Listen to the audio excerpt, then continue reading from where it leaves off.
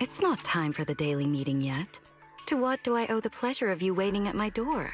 I take it there's something urgent you need to go over? Let me guess. Another explosion in Norma's lab? No. Technician Norma's side is unusually normal today. Nothing's gone wrong for once, so you don't need to worry. For now. It's just that you're always on the move or tied up on field missions, ma'am. It's been kind of challenging to find a gap in your schedule. I've been camping out, waiting here in hopes of catching you for a moment. Oh? Now you've got me worried. Did Airspace Patrol send a formal summons? But there have been no disturbances lately, which leaves only one possibility. Oh, there must have been some issue with the Bangbu annual inspection approvals. No, that's not it, ma'am. You're always 10 steps ahead. The reason I came to see you today is actually something personal. I see. Understood. I will proceed with your resignation formalities at once. My apologies for not providing you with a satisfactory work experience.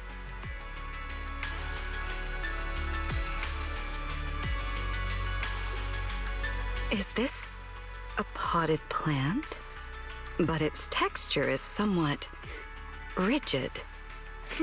No, you've misunderstood me, ma'am. There's no way I'm resigning. You've always looked out for me. I just wanted to show a bit of appreciation. You mean with this plant made of metal? How inventive. Yeah, I made it myself. It's not as refined as something from Flint Workshop, and it's definitely not as pretty as a real plant. But I thought it might suit you better, ma'am. I mean, the ones we gave you before never lasted very long.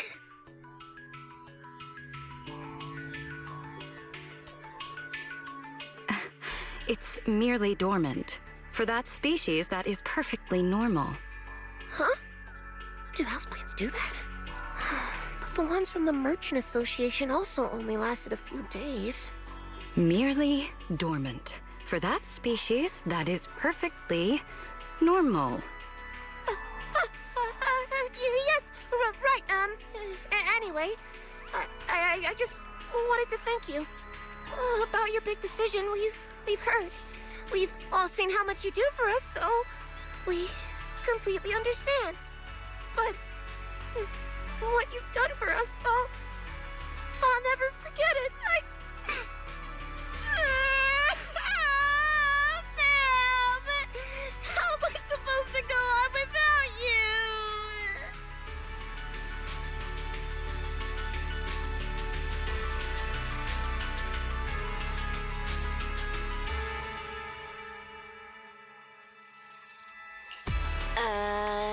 I was only out for a walk.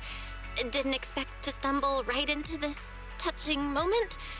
So, what kind of huge decision did you make, Velina? I am equally perplexed here. A big decision I didn't even know about. Any ideas, manager?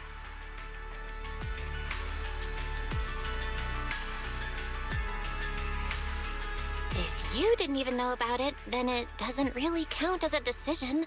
Plus, it sounds like something really serious. Nothing like my brother ate my pudding without asking level kind of stuff. It is true that I've strayed a little from my usual schedule lately, but that hardly counts as any sort of decision. So, these entirely unfounded rumors. Seems I need to sit down and have a proper chat with someone. Unfounded rumors? So you weren't caught up in some gang shootout? If you're referring to those minor scuffles among the little ones from the Anna gang over charging ports, rest assured, they are reflecting on their behavior. And you weren't set up and turned into a scapegoat in some political power play? I doubt anyone of real influence would waste their chips on a mere administrative officer like myself. So, you're not stepping down over any of that? Oh, thank goodness! Setting all those colorful theories aside, where exactly did you hear about this?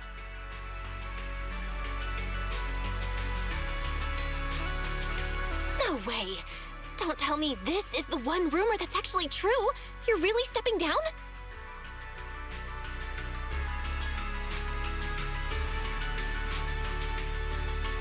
Veli! Why are you still here? Weren't you supposed to be on vacation? I'll have to postpone my leave.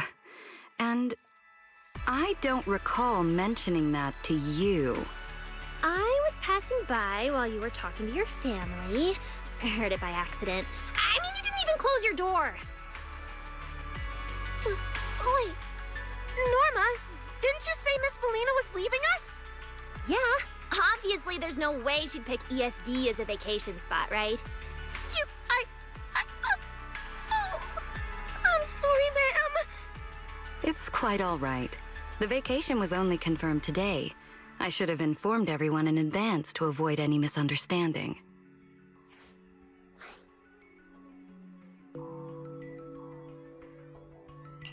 It's just a vacation. Aren't you all overreacting a little? I mean, aside from official holidays, Miss Velina has never taken time off. Like, ever. If she's not at work on a weekday, it just doesn't feel right. Mm-hmm. Veli's like high-performance hardware, you know? She's got dozens of vacation days saved up.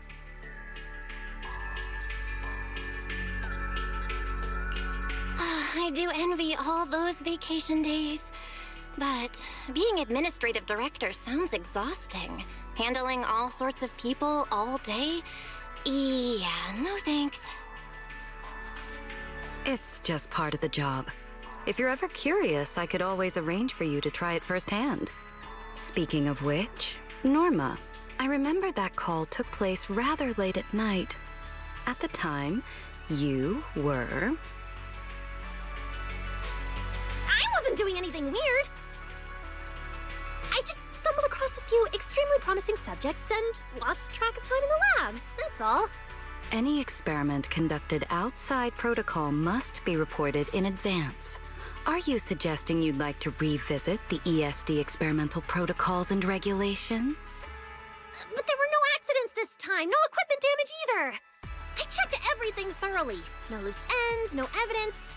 You won't get to cut my funding over this. Your budget was already docked once last month, after all. I'd expected some pushback. Regardless, it's good that nothing went wrong. I trust our chief technician will keep it that way. Huh. So Norma's experiments are actually under control.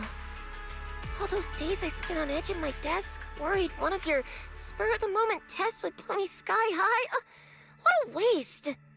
Okay, Miss Velina's not resigning, and Norma's experiments are stable. Yeah, I'd call that a double blessing. Definitely worth celebrating.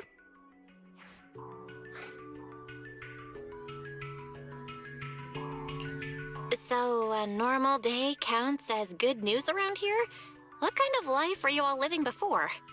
To be honest, there's another reason nobody wants Miss Velina to leave. If she's not around, no one can keep Norma in check. By the way, do you smell something weird?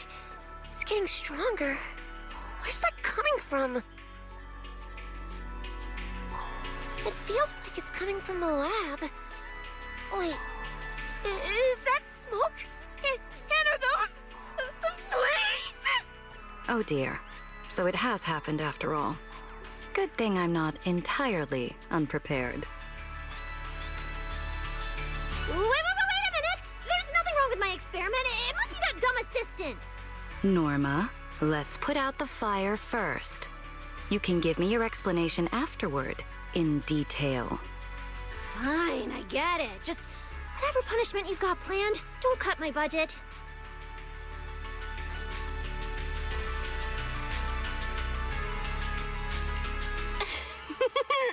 Yep, called it. Never celebrate too early.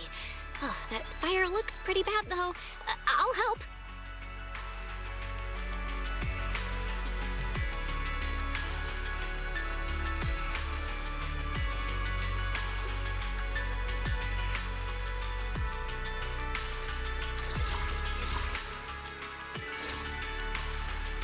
City of Stars was an animated movie my brother and I absolutely loved as kids.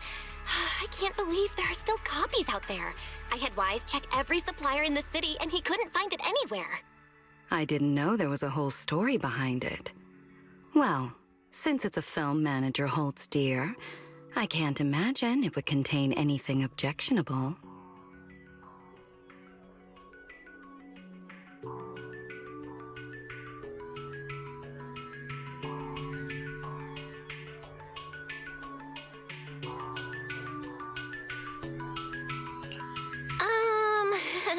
I wouldn't be so sure about that. Sampling all kinds of films is kind of an important part of the job for a video store owner. But this one is totally fine. It's just a simple fairy tale. That's a relief. If anything non-compliant turned up, the follow-up paperwork would be quite the headache. Perhaps we should watch it together. I must admit, I am curious about your taste in films. I hope this request does not come across as presumptuous. Might you be willing to indulge me, manager? Of course. Honestly, I'd be honored. I really want to hear what you think about it too.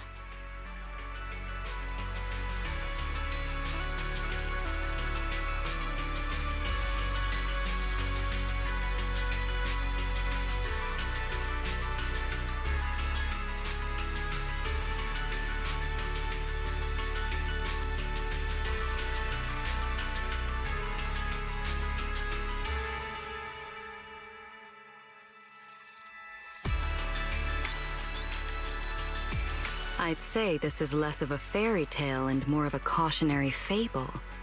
Quite thought-provoking. Wouldn't you agree?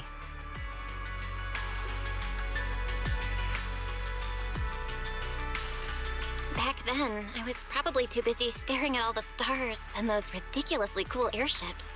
Never realized it carried any grand message. Now I feel like it's something my brother would really enjoy, actually. It seems this film brought back a piece of your childhood. I'm glad for both of you. At the same time, have you noticed that the themes of this film and certain specific parallels are a bit ill-timed? No way, right? Sure, the film's set on an island in the sky, but floating islands are a classic motif in fiction. They're pretty common. Maybe the review doesn't need to be quite this strict. If that were all, I might let it pass. But the detail about the 3 sister regents who govern the city...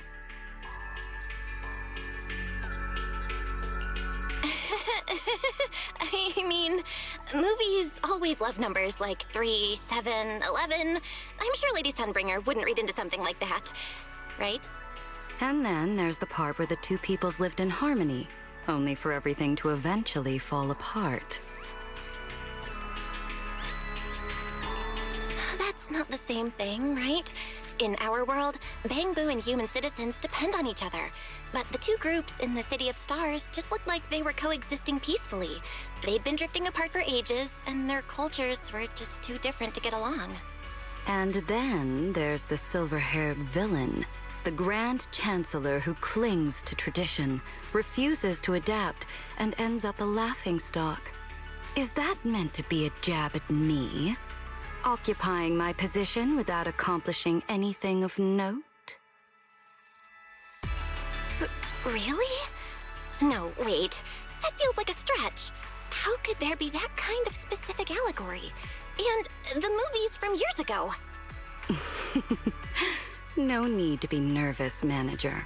I wouldn't actually interpret it that way. But some others might just take it personally, you know. As for the specifics of the film, let's set them aside for now. Since you hold it in such high regard, would you say it fully complies with regulations and should be widely promoted? I just think maybe that's not what it was going for. It's not even a serious film in the first place. That's a fair argument. As expected of you, manager. You seem to grasp the artist's original intent quite well. However, I'm sure you are familiar with this saying, once a work is completed, it no longer belongs solely to its artist. Interpretations surrounding a work can be manifold. and the less discerning the audience, the more easily they're swayed by others' readings. Which is precisely why fairy tales must withstand scrutiny from every direction. City of Stars is not aimed at adults. If someone were to exploit it and stir sentiments that deepen the divide between Rose Califer and the outside world, those innocent children in the naive little Bangbu may not be as capable as you are in distinguishing right from wrong. Oh, I see. Wow, you guys at ESD really have to think about a lot of things. You are invited to our island. It's only natural that you wouldn't notice these matters. In truth, Rose Califer maintains a cautious stance toward the outside world. Some residents aren't entirely welcoming toward outsiders. Of course, managing such complications is my responsibility. You needn't worry about it. You always come across so composed and effortless, like it's impossible not to believe you. You may praise me all you like, but it will not earn you any special favors, you know. Since you're so fond of this film, you can keep the videotape. Wait, really? I thought I wouldn't be able to watch it with Wise. Who knew flattery could get you this far? Not because of your compliments, I assure you. Do you recall? You are an honored guest of the External Strategy Department. You're entitled to certain privileges. As a precaution, however, there will be one condition. It's for personal collection only, no lending or renting it out. I trust you will remember that, Manager. This tape isn't just a piece of my childhood. It's a gift from you. It actually means a lot. There's no way I'm renting it out. I am pleased to hear that. In that case, I will not take up any more of your time. As for those smugglers, whether it was mere negligence or something more deliberate, I believe I shall hear their explanations personally. Velina's smiling like nothing's wrong, but wow, that sudden chill down my spine feels so real. Fellow videotape lovers I've never met. Well, good luck dealing with her.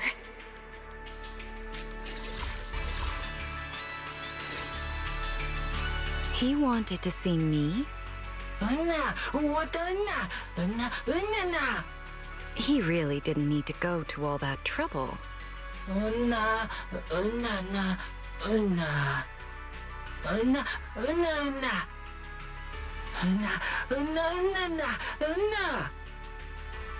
Angel, you say? I suppose I'm still not used to that title. I have a guess as to who it might be. Would you mind telling me his designation? I will need to verify the relevant records.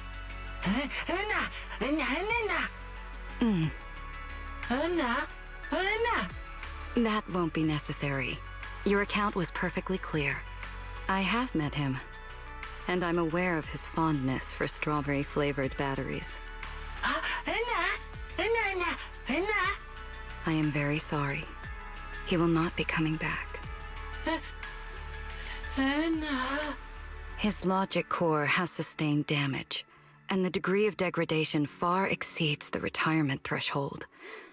Although he has not reached the standard decommissioning age yet, he...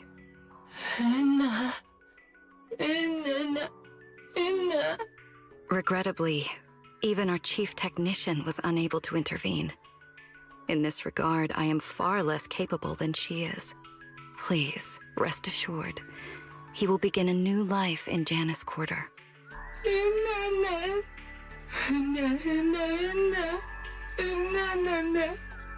I'm the one who let him down.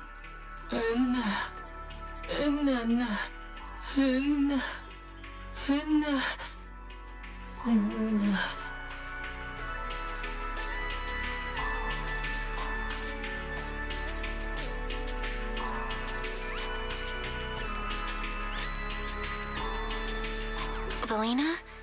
Hey, are you okay? Ah, so you were here all along. I did not notice. My apologies. Conversations such as this are not uncommon. Don't worry about me. Still, would you take a walk with me? I would appreciate the company.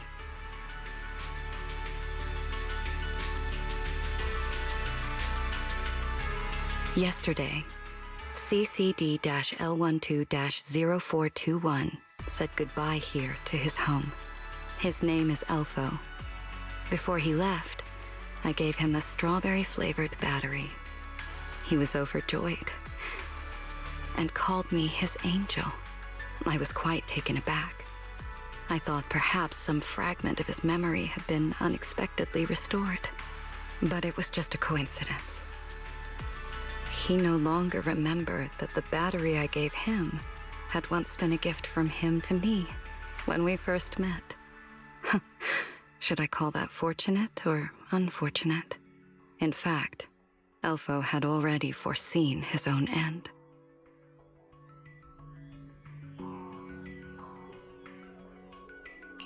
Wait, so he knew he was going to be retired, and he still wanted to see you? He still believed in the angel? His friend did not lie. He believed the angel could help him. But what he sought was never a cure, not even the preservation of his memories. What he wanted was for me to waive the formalities, the approvals, the announcements, and carry out the retirement process quickly so he could leave without anyone noticing. He doesn't like farewells. He did not wish to upset his friends. That was the only thing I was able to do for him, and the only request he ever made of his angel. Elfo's friend was right. Maybe there never was such a thing as an angel. Just a witch, standing above, passing judgment under the pretense of granting a second life.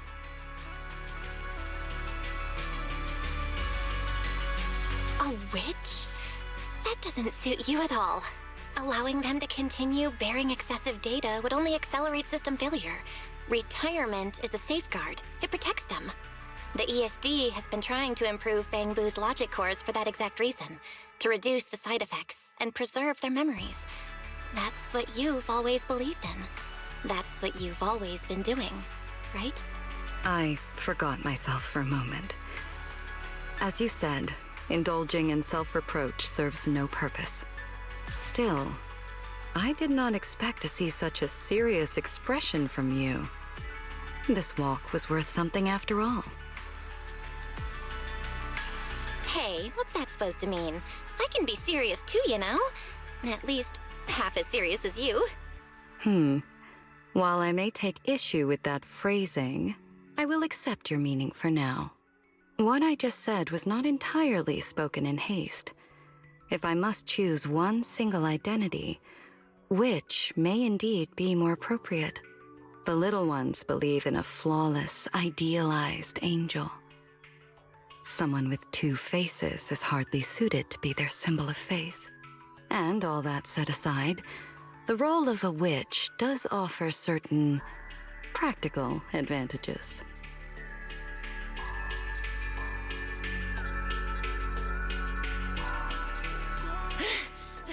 Really? There you are. I practically turned the entire outpost upside down looking for you. Norma, take a breath. Slow down. Is there an urgent situation? It's that coward again. Signed the agreement, and now he's backing out, making a scene, refusing the core upgrade. I've already got him tied down on the test bench. Come on, we need to get back now. I don't quite understand. Even with Velina there, if the Bangbu doesn't want to do it, you can't just force him, right? Ugh, you don't get it. As long as Veli puts on that sweet smile and plays the villain for a bit, and I smooth things over after, Bangbu fall right in line. We've done this a bunch. Works every time. Isn't that just good cop, bad cop? Poor little guy, getting played like that? This, I believe, is precisely the sort of perk afforded to a witch. Yeah, but more and more of them aren't scared of Veli anymore. Not sure how long this is gonna keep working. Anyway, we gotta go now. Then we shall take our leave.